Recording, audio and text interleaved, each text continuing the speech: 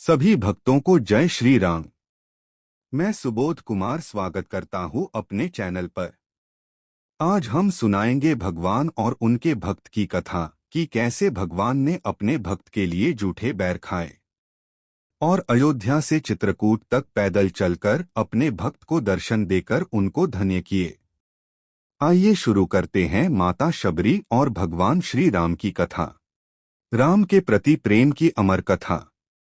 घने जंगलों के बीच, जहां पेड़ों की छाया धरती को ढक लेती थी और पक्षियों की मधुर आवाजें वातावरण को जीवंत बनाती थीं, वहीं एक छोटी सी कुटिया में रहती थी एक वृद्ध स्त्री, माता शबरी। उसका जीवन बाहरी रूप से बहुत साधारण था, लेकिन उसके हृदय में जो प्रेम और भक्ति थी वह असाधारण थी। शबरी का जन्म एक भील परिवार में हुआ था। समाज की दृष्टि में वह निम्न मानी जाती थी, लेकिन उसके हृदय में भगवान के लिए जो प्रेम था वह किसी भी बड़े ऋषिमुनि से कम नहीं था। बचपन से ही उसका मन संसार के आडंबरों से दूर रहता था। उसे किसी वैभव, किसी प्रतिष्ठा या किसी मान सम्मान की इच्छा नहीं थी। उसके भीतर बस एक ही चाह थी, भगवान के दर्शन। एक दिन उसके जीवन में एक बड़ा परिवर्तन आया। वह महान संत मतंग ऋषि के आश्रम में पहुंची। वहां उसने सेवा का मार्ग चुना। वह आश्रम की सफाई करती, ऋषियों के लिए जल लाती और हर छोटे बड़े काम को पूरी श्रद्धा से करती। मतंग ऋषि उसकी सच्ची भक्ति को पहचान गए थे। समय बीतता गया। एक दिन मतंग ऋषि का अंत समय आ गया। शबरी बहुत दुखी हुई। उसने रोते हुए पूछा, गुरुदेव, अब मैं क्या करूं? मेरा जीवन किसके लिए रहेगा? मतंग ऋषि मुस्कुराए और बोले, शबरी, एक दिन स्वयं भगवान राम यहां आएंगे। तुम उनका इंतजार करना। तुम्हारी भक्ति उन्हें यहां खींच लाएगी। बस उसी दिन से शबरी का जीवन एक ही उद्देश्य में बदल गया, राम का इंतजार। दिन बीतते गए, फिर महीने, फिर साल, और सालों से दशकों में बदल गए। शबरी बूढ़ी हो गई, लेकिन उसकी आंखों में आशा की चमक कभी कम नहीं हुई। हर सुबह वह उठती, अपनी कुटिया के आसपास साफ सफाई करती, फूल सजाती और रास्ते को देखती कि कहीं आज राम आ जाए। वह जंगल में जाती और मीठे मीठे बेर चुनकर लाती, लेकिन वह हर बेर को खुद चखती ताकि जो बेर खट्टे हों वे राम को न मिलें। यह उसका प्रेम था, जिसमें कोई नियम, कोई दिखावा नहीं था, सिर्फ सच्ची भावना थी। कई लोग उसे देखकर हंसते थे। कहते थे, क्या सच में भगवान तुम्हारे जैसे के पास आएंगे? लेकिन शबरी को किसी की बातों से फर्क नहीं पड़ता था। उसका विश्वास अडिग था। इसी बीच अयोध्या के राजकुमार भगवान राम वनवास में थे। रावण माता सीता का हरण कर चुका था और राम उन्हें खोजते हुए जंगलों में भटक रहे थे।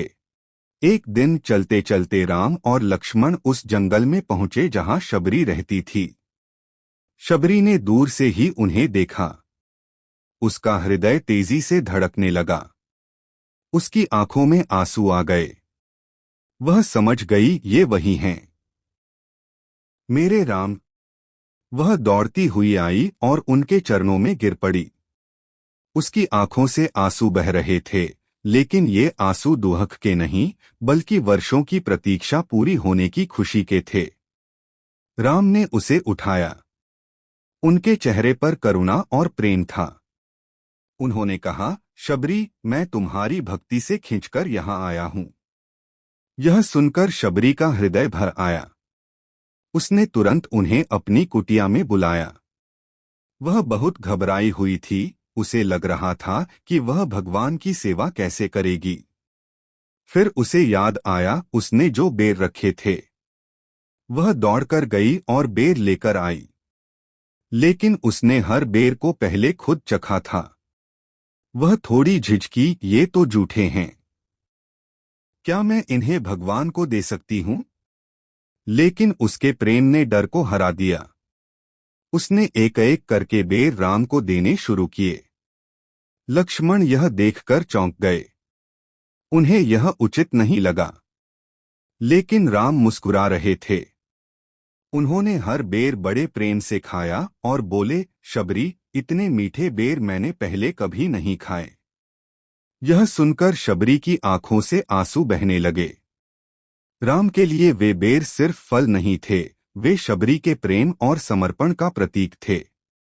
उस दिन भगवान ने यह साबित कर दिया कि उन्हें भक्ति चाहिए, न कि बाहरी शुद्धता या नियम।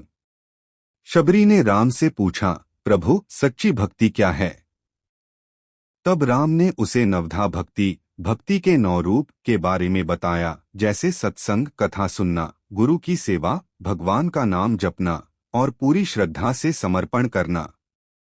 शबरी हर शब्द को अपने हृदय में उतार रही थी। अब उसका जीवन पूर्ण हो चुका था। उसने कहा, प्रभु, अब मुझे कुछ नहीं चाहिए। मैंने आपको पा लिया, यही मेरे लिए सब कुछ है। राम ने उसे आशीर्वाद दिया। कहते हैं, उसी क्षण शबरी ने अपने प्राण त्याग दिए और उसे मोक्ष प्राप्त हुआ। यह कथा हमें सिखाती है कि भगवान को पाने के लिए बड़े बड़े यज्ञ, धन या ज्ञान की जरूरत नहीं होती। जरूरत होती है तो बस एक सच्चे दिल की।